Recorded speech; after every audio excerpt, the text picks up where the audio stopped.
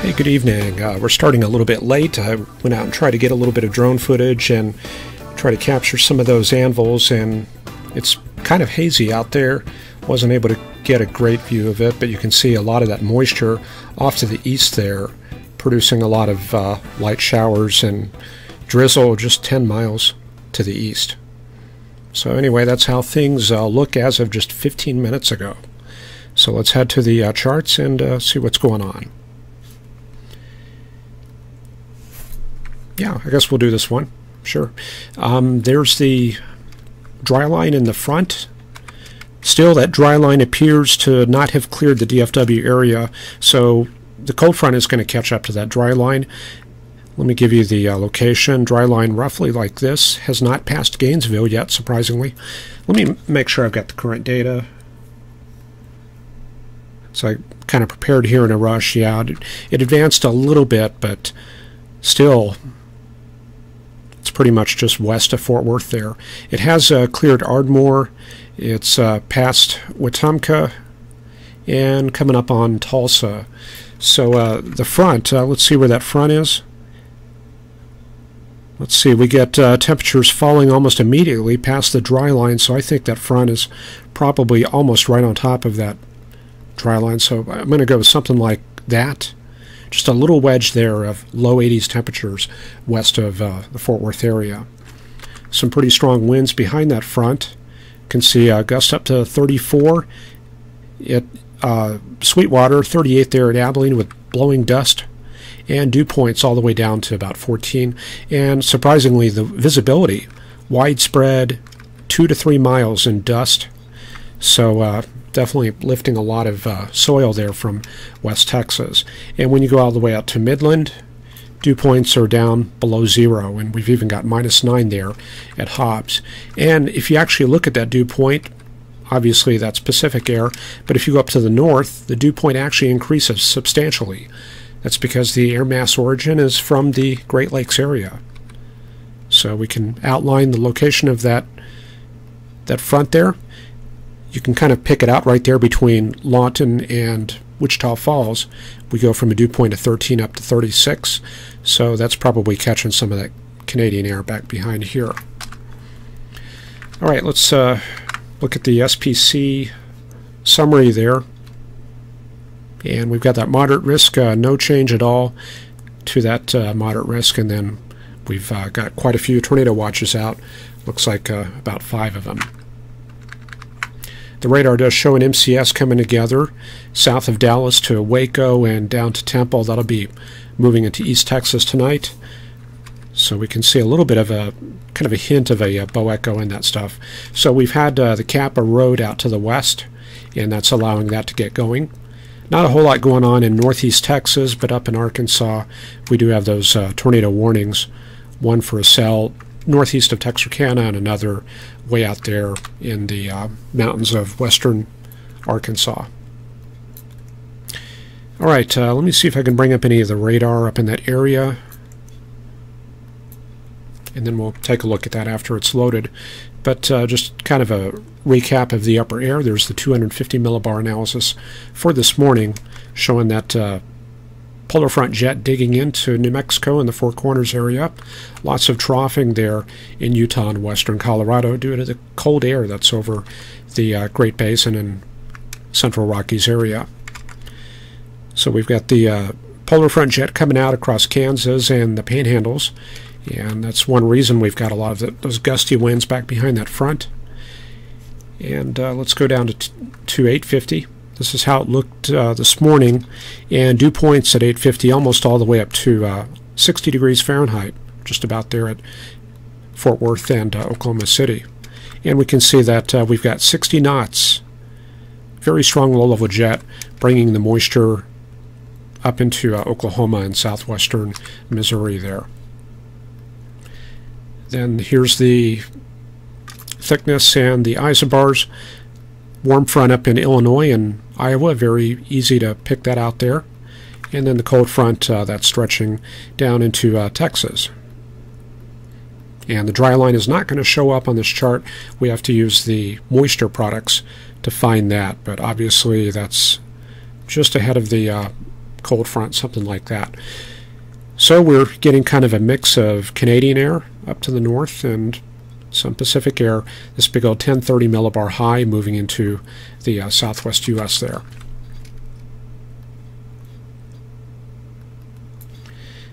Then we'll check out the soundings, see if any of the evening soundings have come in.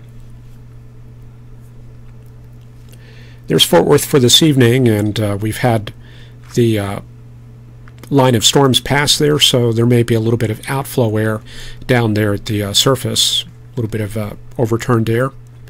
Above that, some pretty steep lapse rates from 850 up to 700 millibars, indicating we've had a little bit of ascent in the mid-levels. Let me check out another sounding. Let's try Norman. They're going to be back behind that dry line, and indeed very dry profile, and that's what we call the inverted V. And let's take a look at Little Rock, since they are getting the bulk of the severe weather. And it appears we have some contamination of that sounding. Looks almost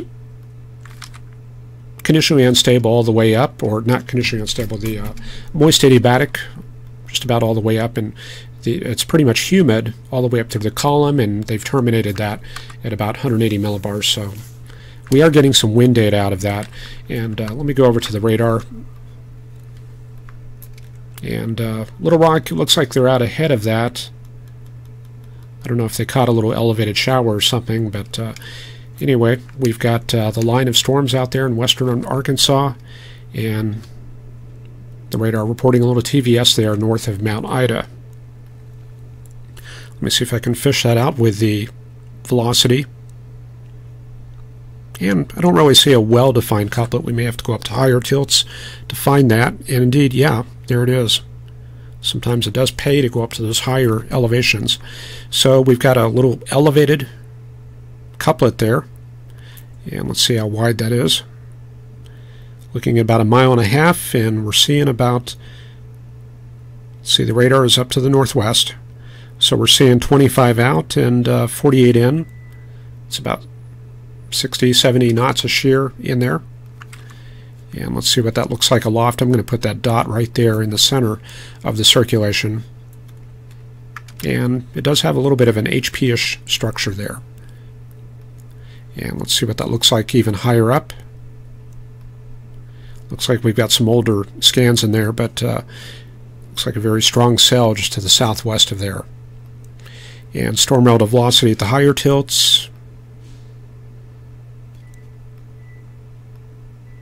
I'm only seeing that rotation there at maybe 3 or 4 scans in there. 0.8, just barely showing that right there. 35 in and about 30 out, about 60 knots of rotation, and it is between gates there, but the 0.4 not showing that much at all. And those are within about 2 minutes of each other, so that's the way that looks right there. And let's see what else is going on. Got this other cell out ahead of the line. And let's go up to the higher tilts. It does seem to show up better at the higher tilts. I don't know if it's the mountains around the radar site maybe interfering a little bit with the beam. I wonder about that. But I'm going to guess that was probably showing up a little bit better on the Shreveport radar.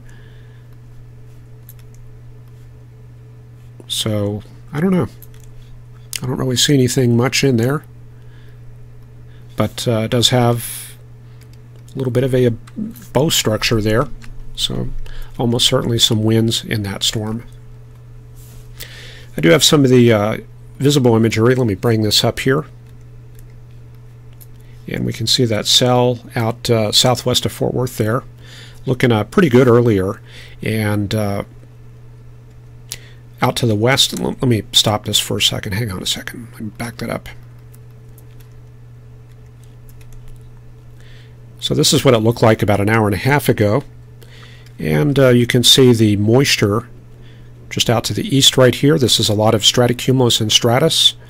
And I was right on the edge of that overcast deck trying to get a look at that anvil, and it's just really hazy, so I wasn't really able to capture much of that.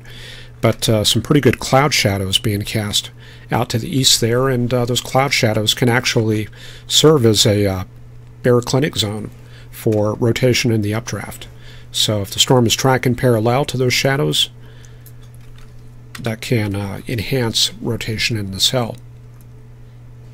And I'm trying to remember who has published papers about that. I think Bluestein has a couple about that phenomenon, but yeah, I would check that out. In Weather and Forecasting, they should have some information on that.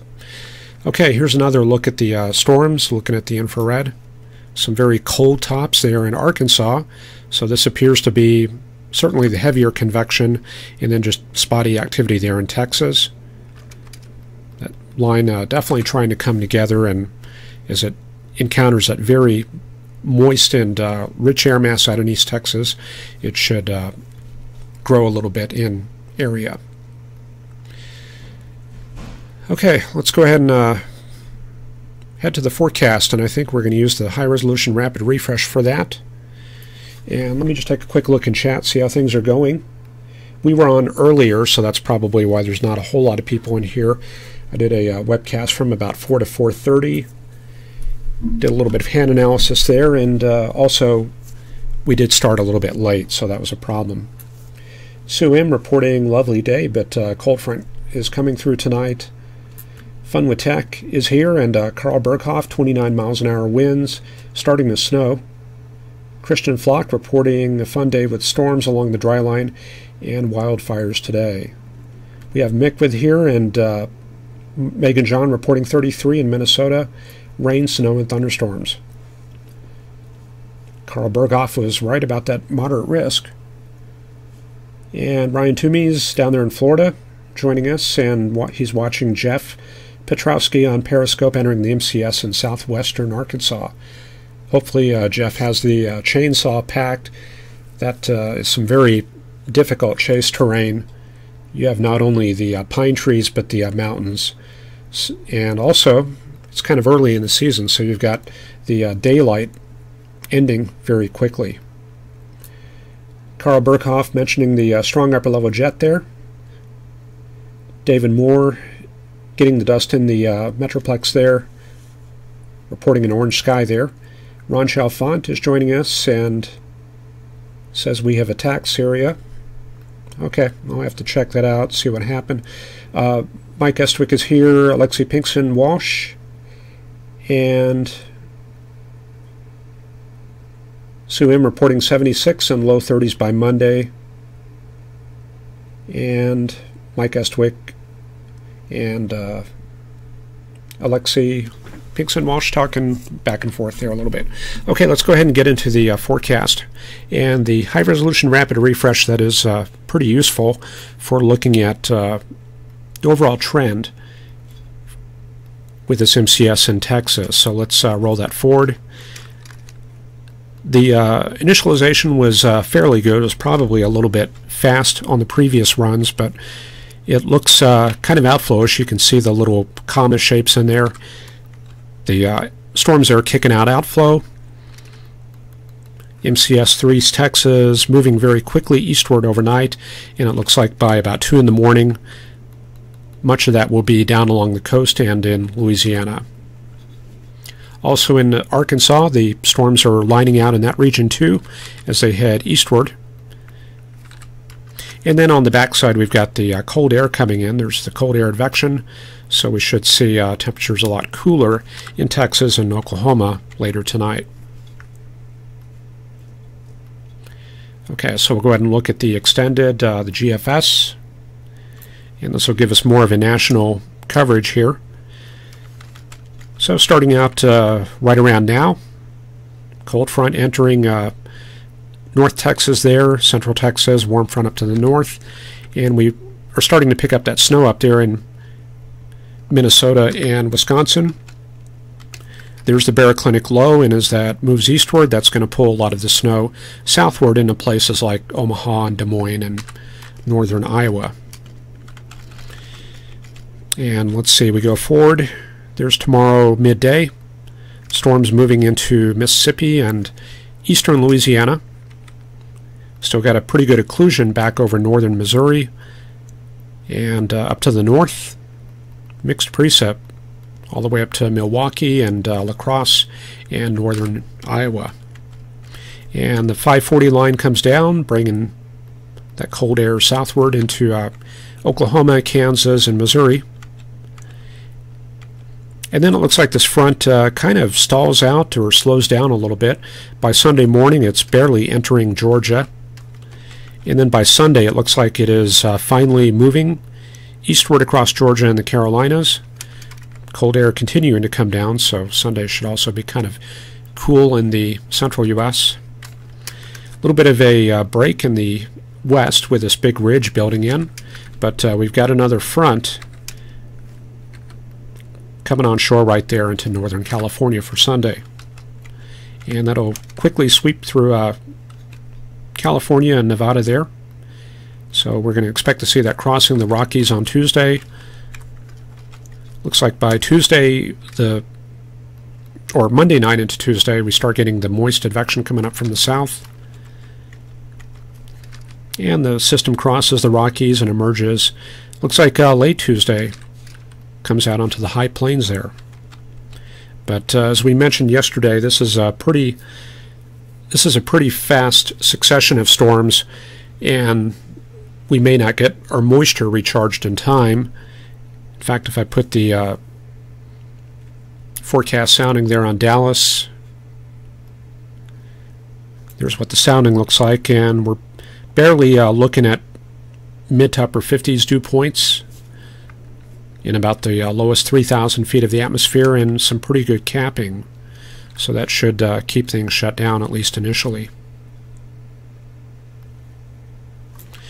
And then continuing on, we get high pressure building into Texas, so looks like we're going to have kind of a dry front around midweek. Big O 1030 millibar high builds southward, so more cold air advection in the Midwest and the eastern U.S. Very wrapped up system there in the northeast. And here comes system number 2 from California. Looks like they're going to get more rain towards the weekend. This will be crossing the Rockies around Friday and then emerging out onto the plains on Saturday. And it looks like the flow out off the Gulf is pretty deep there. You can see plenty of isobars coming off the Gulf. So it's likely we will have enough moisture advection coming up Friday and Saturday to maybe help fuel some dry line storms on Friday there. In fact, it looks like that cold front will be moving in pretty quickly. And there it goes, moving eastward Friday night, and then crossing into eastern Texas there for Saturday. Looks like another snowstorm up in the central U.S. However, the warm air kind of wraps around the system and occludes, so we're kind of getting out of snow season here. So it looks like by Sunday, not much of that left. Plus also adiabatic, latent heat release going on in the system that will help warm that up also. Some mild cold air comes down after the weekend, and let's see what we're looking like for the next week, the last week of April. Looks pretty quiet. However, I do see there are probably a couple of boundaries around the Red River, maybe Oklahoma. The Gulf is open, so it does look like we are going to pick up maybe some chances of storms here towards the end of the month here. So we may get into some more classic setups for severe weather. And one last hurrah from the west. Big old blob of cold air moving onshore. Obviously that's going to move inland around the 29th, 30th. And after that we'll just have to see, because that's already pretty far out there for the GFS. Okay, let's check back in, see what's going on out in Arkansas. Looks pretty wet. I don't see any definite targets up and down this line. Looks like things are pretty linear there. And then we'll take a look down in Texas. We've got that other MCS down to the south. and waiting for that to come up, and that should be mostly outflowish. I'm not expecting really too much severe weather with that. However, it is progressing pretty well to the east there, and picking up a couple of circulations. Let me see what that looks like. Yep, one little couplet right there, just southwest of Corsicana, about 10 miles. And let's see, going up to the higher tilts, don't really, yeah, it looks like that's the main circulation right there. And then bringing that down to the lower tilts.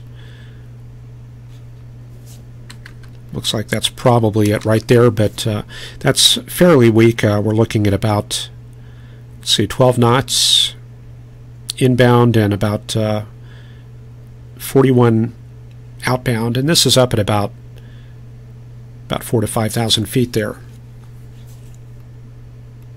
I don't know, that may have some potential there. Let me put a mark there. So that's along that leading edge of the storm, so yeah, I would probably watch that for Corsicana. Hopefully that doesn't intensify. And we've got this one tail end cell. This looks like it has a little bit of a sort of a notch right there, so probably pulling in some good inflow into that region. And I don't really want to totally write off severe weather possibilities for this system, because we do have some very rich moisture. I was just out in it, and there was this very fine drizzle coming out of that low cloud, and meanwhile I could see the blue sky out to the south. So there's definitely some pretty good moisture coming up. And anyway, we'll keep an eye on that, and hopefully things don't get a whole lot worse. All right, one last look at the chat. This is hitting Texas, Fort Worth. It's already past Fort Worth. Looking pretty good there for DFW. We should have the cold air moving in very shortly into that region. So this is going to mostly be a problem for East Texas, possibly probably this region here out to Shreveport, maybe Nacogdoches, Lufkin, and Centerville. We'll just have to keep an eye on that. Okay, well, that's about all I got for this evening, and we will... I don't know if we're going to be back tomorrow. Usually we take a break on Saturday, so we'll just have to play it by ear, but we'll definitely be back for Sunday. So that's about all I got. I hope you have a good evening and a good weekend, and we will see you shortly. Take care, all.